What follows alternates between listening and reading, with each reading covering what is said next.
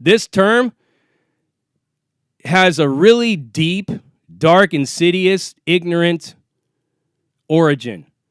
And I'm going to get to that right now. But these indentured servants, right, didn't become chattel slavery until the white Anglo-Saxon Protestant mindset, dominated by a fanatical, superstitious, backwards-ass, literal interpretation of dogmatic Christianity that viewed Africans in slavery in such a way that in order to understand how it took shape, you have to go further back in time to the world of the Arabs. Now, when the Arabs introduced the African slave trade to Europe, because that's how it went down, the Europeans didn't discover it, the Arabs discovered it and introduced it to Europe. At the time, the Arabs were at the forefront of everything, of all scientific advancement. They were in a golden age and a period of enlightenment when many people in Europe were running around unbathed, uneducated, and can barely count on 5 fingers. The only thing that anybody knew is what the Pope told them, what the priest told them, what the kings, queens, princes, and the aristocracy told them. Most of them couldn't read and write themselves, and not near one of them have ever seen a person of a darker complexion. They've only seen each other. The only person that might be even close to that would be the Jews, and they would always kill them in certain pogroms, one way or the other, because that's just what went on at them times. Not justifying it, but the Jews have actually been put through the ringer a lot longer than most everyone else. Story for another time. But anyways, these Arabs, they introduced a lot of things to Europe, especially when they were conquering Spain, southern Europe, like in France, Sicily, and Italy. And what these Arabs were using, or Moors, were using a lot of the bulk of their army was their African slaves, the darker-skinned African slaves. They were using as cannon fodder and frontline soldiers to lock down all these territories. So in the Spaniards' mind, in the French person's mind, in the Italians' mind, and even a lot of people in England, the image of a dark-skinned invader was very frightening to them. So it was very easy for the Arabs to sell this point that they were about ready to make to the Europeans. And this one right here is going to shock you because a lot of people don't know the origin of this. So here it is. The Arabs had invented slavery much like they had invented our current numeric system. Our numerals that we use, 1, 2, 3, 4, 5, 6, 7, 8, 9, are what was known as the Arabic numbers, and they were introduced to Europe by Leonardo Fibonacci. While he was introducing mathematics through the Arabic numbers to the Europeans, the Arabs were also introducing the slave trade to the Europeans as well.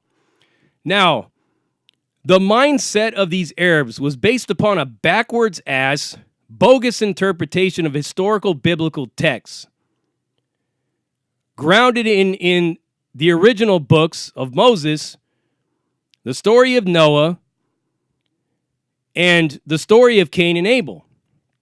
Cain was described in the Bible as having a mark put upon him that forever cursed him for slaying his brother Abel. This mark, in the minds of a lot of these Arab imams and scholars, Muslim scholars, saw this mark as being dark skin. And the same thing with the curse of the Hamites. A lot of these Arabic scholars and scientists were tracing the Hamites to their descendants, which was sub-Saharan Africans, darker-skinned Africans. So the curse of Ham was that your brother shall rule over you all the days of your life, and you be a servant to him. You are his property. You are inferior to him, in other words. Now, it's funny that Islam and Christianity were at each other's throats, but the one thing that they both agreed on was this racial hatred for darker-skinned Africans, because they believed it to be grounded in literal, historical, biblical texts, and they both applied it as dogma for their religious practices. And they had a whole multitude of ignorant, backwards-ass people that would believe anything they say, and in their minds, they knew it was bullshit. But in order to help them sleep at night, they told all of their disciples and all the people that depended on them, their followers, their believers, that this is God's will, that we impose slavery upon these people because their skin is the mark of Cain and they are Hamites. And the dark skin makes them such, and it is God's will. That's how they slept at night.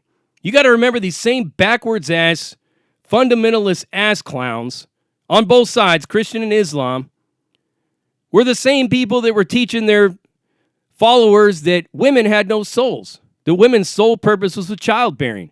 They need to keep their heads all wrapped up, female circumcision, had to sit there in the church and shut up and couldn't say a word, and if they had anything needed to ask your husband. All that shit. They have no souls. This same teaching was being taught parallel to this racism. And the reason both of them believe in the same historical text is because Islam and Christianity are both offshoots of Judaism. Well, actually, Islam is an offshoot of Judaism and Christianity because they believe in Christ, just in a different way. And these Arabs, when they came into contact with sub-Saharan Africans, they called them kafirs. If I'm mispronouncing the word, please correct me in the comments. But they called them kafirs. And kafirs in the Arabic language means dark skin, black, cursed, infidel, non-believer, whatnot. And they looked at this whole stock of people like, you are our slaves, we are superior over you, you are inferior. And when they presented this to the Europeans, the priests, of which the church fathers were teaching the same mark of Cain, the same curse of Ham, as being black skin, it was an easy selling point. And they went and turned and sold it to all their followers. And they came up with a lot more colorful, more derogatory terms than kafir, as we all know. But it's funny, this word kafir, right, is actually the word that South Africans used in the apartheid to oppress indigenous people down there. They call them kafirs. It's rooted and founded in the word kafir from the Arabs. So the Arabs introduced this slave trade to the Europeans, and Europeans went and ran with it. And because of their backwards-ass literal interpretation of biblical scripture, grounded in their superstitious Catholicism and fanatical Protestantism, honestly believed that like there was actually really a Noah. There was actually really a Noah in their minds. A King David, all these mythological figures in the Bible that were pretty much folktale like Robin Hood or Merlin or Aladdin, they believed they were real. And they were really supposed to be doing God's will by imposing this slavery, this racism on darker-skinned Africans. So the Spanish word for African, or for black African, which is founded in the N-word, is black. So they started calling them that. And over generations of ingrained and instilled beliefs through this superstitious, backwards-ass, ignorant religious dogma, believed that it was God's will to subject these people to all these racial disparities. It was God's will. They thought they were doing nothing wrong. It was like a free pass to basically treat other human beings in such a foul manner that none of us in our minds today can even comprehend this stuff because we know more. We have moved more away from this bullshit dogma. But these old school Protestants and Muslims looked at black Africans as being that, black, cursed. I don't like to use the word black because I know the origin of it. I'll just say African Americans because it's a neutral ground term. But this is where racism in this country is grounded. You have to look at what's going on in the southern states. From the 1700s all the way until nowadays, most of all of these plantations and pretty much most everybody that was down there, they weren't mixed with Dutch. They weren't really mixed with Irish and Scottish and German and all that. They were mostly all diehard Anglo-Saxon Protestants.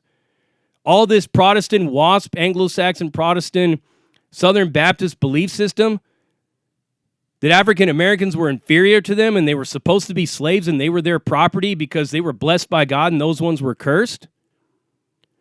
If there is anybody in this country that has a legitimate right to file a grievance as being survivors and victims of racism and racial disparity and racial oppression and genocide, it's African Americans.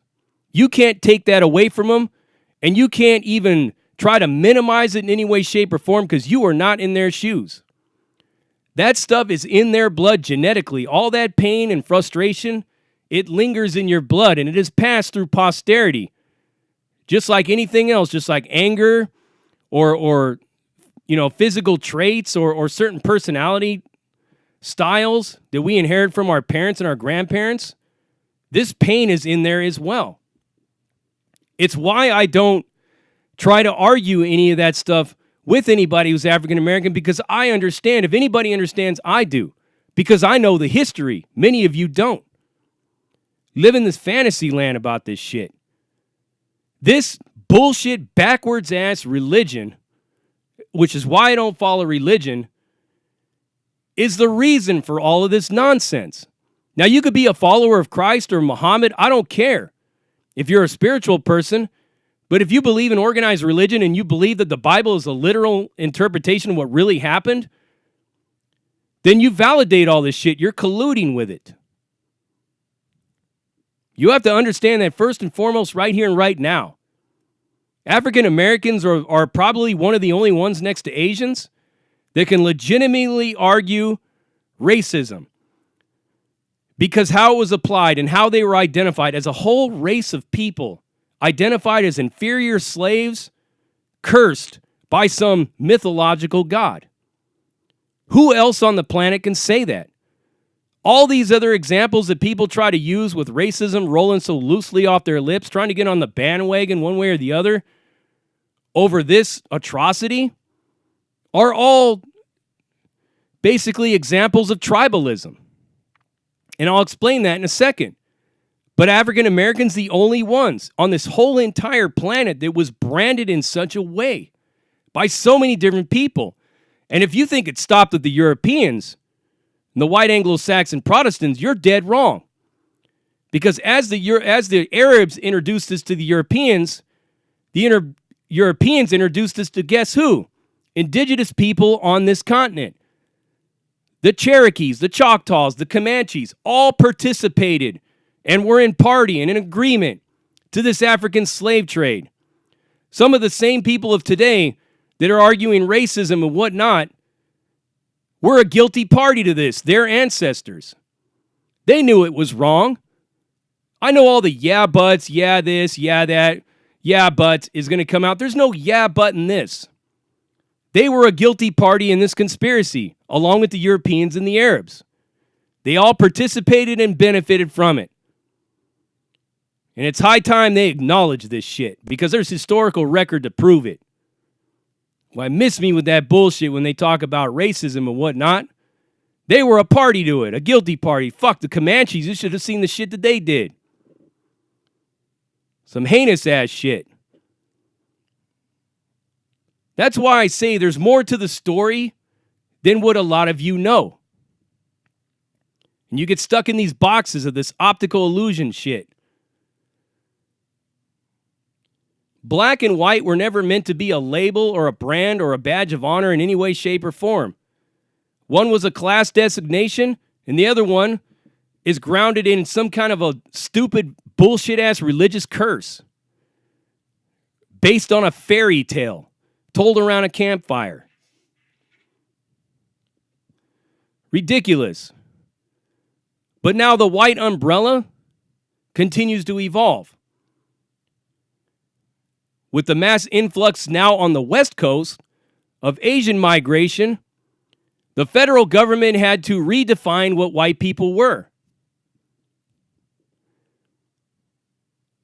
Earlier in the 1800s, they included Irish into the fold, and then later Jews and Italians and Spaniards and French, because there were so many of them coming over, and in order to keep them controlled, they had to throw them a bone. And it was always viewed as the lesser of two evils, especially when the Irish were coming over. The descendants of these indentured servants, called freedmen, Africans, were living in Philadelphia and Boston. Set up the Free African Society, were benefiting their own, were setting up schools, hospitals, businesses. Bringing more former slaves and runaway slaves into the fold and putting them into low-skilled low-wage jobs to get them on their feet.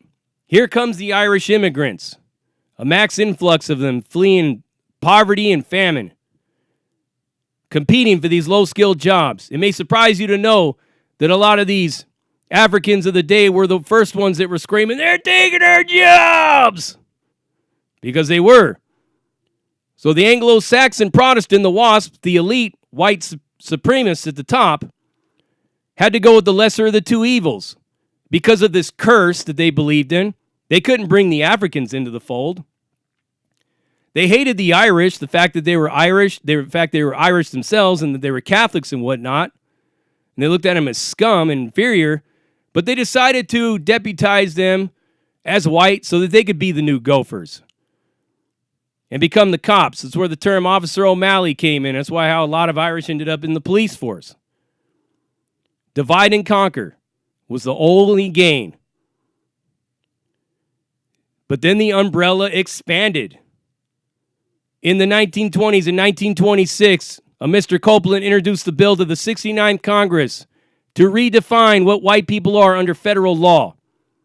Hold on to your seat. Hold on to your seats. Here comes the paradigm shift. Here comes the shock to your core of your conscience. All these people that were listed as being white, listed amongst them, Mexicans are considered to be white under federal law. Hindus, Hebrews, Arabs. And I know what you're thinking. I know what you're thinking right now, much like what this guy is. Yeah, I know. But let me be the first one to welcome you to the family. Well, wait a minute. I don't have to be the one to welcome you. You've been here since 1926. I'm curious to see how the social justice warriors try to spin that one. As a matter of fact, I've already seen some articles of them trying to spin it. Yeah, but, they were picking and choosing between lighter skin and dark. Whatever. Federal law says that they are considered to be white. And in the federal prison system, anybody who's Mexican that's in there is considered to be white Hispanic. And then they got black Hispanic or black non-Hispanic or black Hispanic. And then they also have, it's a big old ball of Christmas lights all wound up and tangled together, and it just takes a whole lot of time to untangle it. It gets quite confusing. It's gone in many different directions and involved in many different ways. And yes, it's true, some Mexicans weren't considered to be white while others were. It's a big old confusing mess. But under federal law, federal definition, they are defined as white because a lot of them have European ancestry. And it was meant to stop the Asian migration. But on the upside of all that one, looks like good old JD's been acting white all along, right? Looks like I'm not a race traitor after all. Who would have thought? Me acting Mexican means that I was acting white all along. Kind of suddenly just makes this guy a whole lot cooler.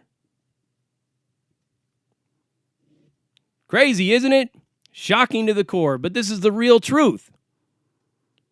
This is the real deal right here. And I told a friend of mine about it. Was Mexican, was Chicano. I said, how's it feel knowing that you're white under federal law? He says, well, white people never treat me white. Well, newsflash. The white people didn't treat other white peoples as white. It was all a matter of tribalism. Many examples that we think are racism are tribalism. And I know a lot of people on one side of the political spectrum is trying to discredit the whole tribalistic approach and the tribalistic reasoning for a lot of this stuff so that they can continue to argue racism under every rock. But racism is reserved for extreme cases.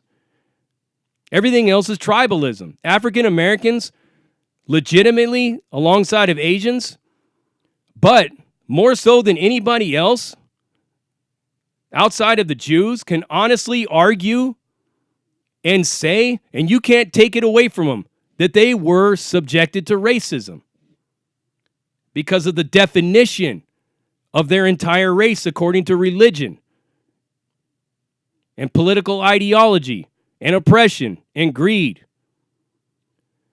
But these white people of today have evolved into something much different. Again, with the white Anglo-Saxon Protestant losing its grip of control on everything, the new white people of today, the umbrella is expanded. Everybody that you see in the media, everybody that you see on TV, all these elites, All sizes and shapes and colors and genders and sexual preferences and religions. They're the new white people, not you and I or anybody else. But they continue to use the two labels and identities to further their gain. And this all ties into historical data, and you heard it right here. What are you going to do with it? This ain't an attack on anybody, or this ain't an attempt to take anybody's identity away. But it's a huge eye-opener, isn't it? When you know where you really stand in the minds of this elite power structure of celebrities and royals and everybody that rules over us. With everybody's head so far up the royals' ass. Like Harry and Meghan, Harry and Meghan. I could give a fuck less if Harry and Meghan are living in the LA wash with a needle stuck in their neck, stripping a copper wire and collecting aluminum cans. Fuck the royals. Fuck the celebrity hierarchy mob, too. I'm a man of the people, and I'm all about the people.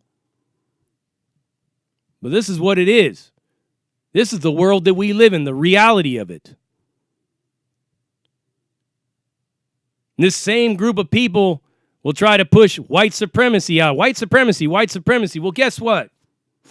American white supremacy, of which it does exist, is grounded and rooted in Christianity and white Anglo-Saxon Protestantism. In order to be a member of the Ku Klux Klan, you have to be a white Anglo-Saxon Protestant. You can't even be blonde-haired, blue-eyed, and be a Russian descendant and join the Klan. Italian, French, any of that stuff. White Anglo-Saxon Protestants only. White supremacy, neo-Nazism, I know it professes to be, followers of Hitler and all that, but their foundation is in Christianity, and it's antithetical to the Nazi ideology of what it was. Hitler never used the word white. He didn't identify his people as being white. He identified them as being noble Aryans from Atlantis. That's the occult symbolism of it all. Christianity was antithetical to all that because they looked at it as a Semitic religion that was imposed upon the German or Aryan people to water them down. They believed in the folk tradition of Valhalla and all that. I know a lot of white supremacists believe in following that when their roots of white supremacy is grounded in Christianity. It's antithetical to Asatru and Valhalla and Odinism. Completely antithetical. If you were to blast a white supremacist, neo-Nazi, to 1939 Germany through a time machine, he walked up on the steps and said, "Sieg Heil, white power," they'd look at him like he was nuts. He's mixed with all these Mongoloid people of Irish and French and Dutch and everything else that they don't like. He's not a pure Aryan. They'd put a bullet in his head or probably put him in a concentration camp to where he would die alongside all the people he hates. In their minds, in the way that I know it now, white supremacy just means that you are a supreme gopher. Because that's where the term white came from, to be a gopher for the elites.